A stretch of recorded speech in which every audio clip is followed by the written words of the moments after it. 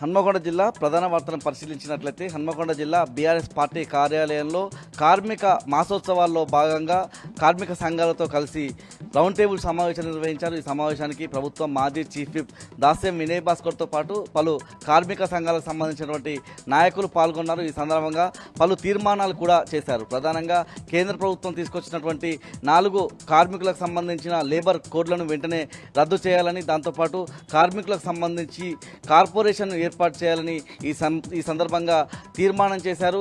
అనేక సమస్యలకు సంబంధించి కార్మికుల సమస్యలను పరిష్కరించే విధంగా తీర్మానాలు చేశారు. ఈ తీర్మానాలన్నింటినీ కూడా అమలు చేయాలని, కార్మికుల హక్కుల కోసం ఈ నెల 27వ తేదీన హన్మకొండ జిల్లా కలెక్టరేట్ ముందు ధర్నా నిర్వహిస్తామని ఈ సందర్భంగా పిలుపునిచ్చిన సందర్భం కనిపిస్తూ ఉంది. దాంతోపాటు దేశవ్యాప్త సార్వత్రిక సమ్మె అయినటువంటి జూన్ 9న అందరూ కూడా ఆ సమ్మెను విజయవంతం చేయాలని ఈ సందర్భంగా దాస్యం వినయ్ భాస్కర్ పిలుపునిచ్చారు. జనగామ జిల్లా ప్రధాన వార్తలను పరిశీలించినట్లయితే రఘునాథపల్లి మండల కేంద్రంలో మాజీ MLA doctor Tatikonda Rajaiah media సమావేశం నిర్వహించారు. ప్రధానంగా కాళేశ్వరం పేరుతో ఎప్పటికప్పుడు కాంగ్రెస్ ప్రభుత్వం కేసీఆర్ పైన కేసులు పెట్టి ఒక కుట్రపూరితమైనటువంటి చర్యలకు దిగుతా ఉందని ఈ సందర్భంగా ఆయన ఆరోపించారు. కాళేశ్వరం ప్రాజెక్టును సుప్రీంకోర్టు కూడా కొనియాడిందని ఈ సందర్భంగా ఆయన తెలిపిన సందర్భం కనిపిస్తూ ఉంది.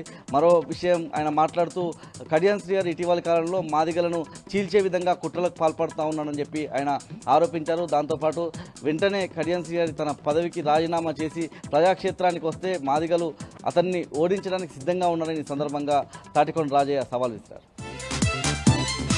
మహబూబాబాద్ జిల్లా ప్రధాన వార్తలను పరిశీలించినట్లయితే యాసంగి సీజన్లో కొనుగోళ్లు మొదలైనప్పటి నుంచి కూడా ధాన్యపు కొనుగోలు విషయంలో నర్సింహులపేట సంబంధించినటువంటి రైతులు తీవ్రమైన ఇబ్బందులు ఎదుర్కొంటున్నారు. ఇటీవల కురిసినటువంటి వర్షాలతో నర్సింహులపేట మండల కేంద్రంలో ఉన్నటువంటి రైతులకు సంబంధించిన ధాన్యం అంతా కూడా తడిసి ముద్దైంది. కొన్ని చోట్ల ధాన్యం అంతా కూడా మొలకలు రావడంతో రైతాంగం అంతా కూడా ఆందోళన వ్యక్తం చేస్తూ ఉన్నారు. తడిసిన మొలకెత్తిన ధాన్యాన్ని కూడా ప్రభుత్వం కొనుగోలు చేయాలని ఈ సందర్భంగా రైతాంగం తీవ్రమైనటువంటి ఆవేదన వ్యక్తం చేస్తుంది. ఇప్పటికైనా ధాన్యపు కొనుగోలుకు సంబంధించి కొనుగోలును వేగవంతం చేయాలని ఈ సందర్భంగా రైతాంగం అంతా కూడా కోరుతోంది.